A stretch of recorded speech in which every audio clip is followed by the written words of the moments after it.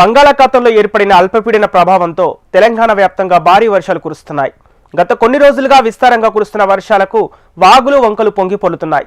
పలు చోట్ల లోతట్టు ప్రాంతాలు రోడ్లన్నీ జలమయమయ్యాయి. దీంతో ప్రజలు వాహనదారులు తీవ్ర ఇబ్బందులు ఎదుర్కొంటున్నారు.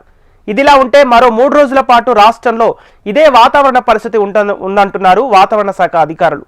భారీ వర్షాల నేపథ్యంలో రాష్ట్ర వ్యాప్తంగా పలు జిల్లాల్లో అలర్ట్స్ కొనసాగుతున్నట్లు వెల్లడించారు. లోతట్టు ప్రాంతాల ప్రజలు అప్రమత్తంగా ఉండాలని హెచ్చరిస్తున్న వాతావరణ శాఖ సీనియర్ అధికారి ధర్మరాజుతో మా ప్రతినిధి రజిత ఫేస్ టు ఫేస్.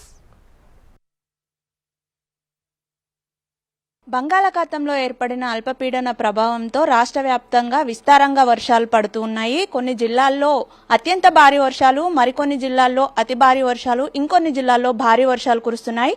భారీ వర్షాల నేపథ్యంలో రాష్ట్రంలోని పలు జిల్లాలకు వాతావరణ శాఖ అలర్ట్స్ జారీ చేసింది. మరి ఏ జిల్లాల్లో ఏ అలర్ట్స్ కొనసాగుతున్నాయి, ఎన్ని రోజుల పాటు ఇదే వాతావరణ పరిస్థితి ఉండబోతుంది తెలుసుకుందాం.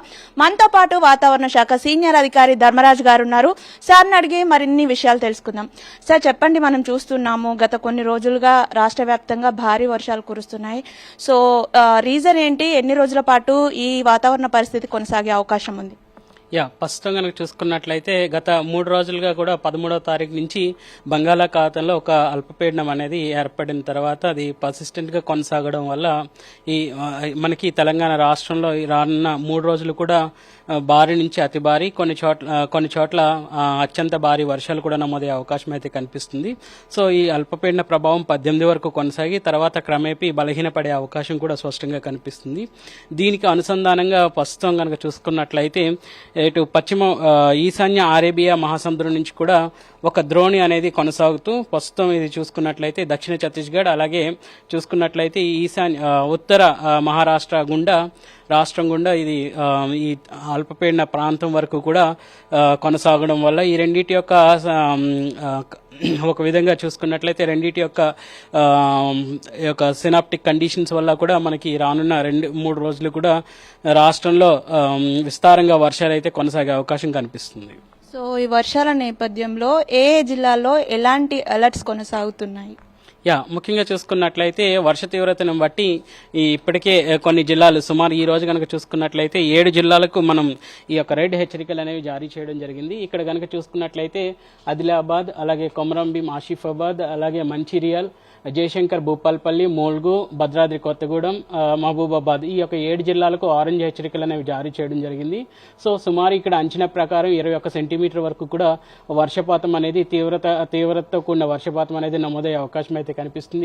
ఇప్పటికే స్టేట్ గవర్నమెంట్ నుంచి వచ్చినటువంటి నివేదిక ప్రకారం కూడా ఇక్కడ 17 సెంటీమీటర్ల వరకు కూడా ఉత్తర తెలంగాణలో కొనసాగుతుంది వర్షపాతం అనేసి చూడొచ్చు. ఈవెన్ మన రాడార్ పిక్చర్ లో కూడా ఈ యొక్క ఉత్తర తెలంగాణలోనే ఈ యొక్క పొద్దున్న నుంచి ఉదయం నుంచి 8:30 గంటల నుంచి ఇప్పటి వరకు కూడా ఇక మేఘకృతమైనటువంటి వాతావరణం అనేది కొనసాగింది.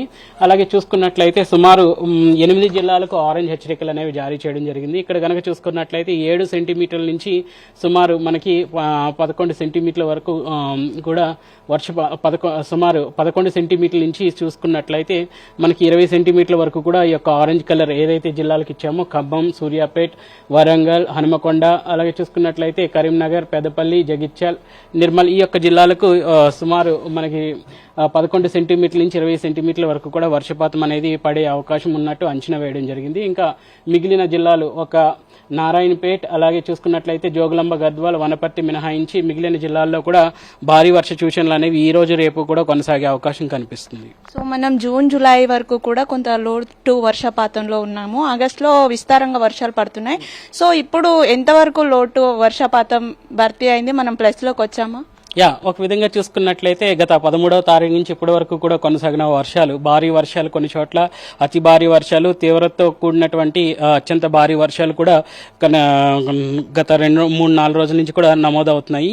ఈ రోజు కూడా చూసుకున్నట్లయితే సుమారు 40 చోట్ల భారీ నుంచి అతి భారీ, అలాగే ఒక చోట అత్యంత భారీ వర్షాలు అనేవి నమోదయ్యాయి. సో ఇట్లాంటి వర్షాలతో మనకి చూసుకున్నట్లయితే జూన్లో మనకి 26% ఒక లోటు అనేది కనిపించింది.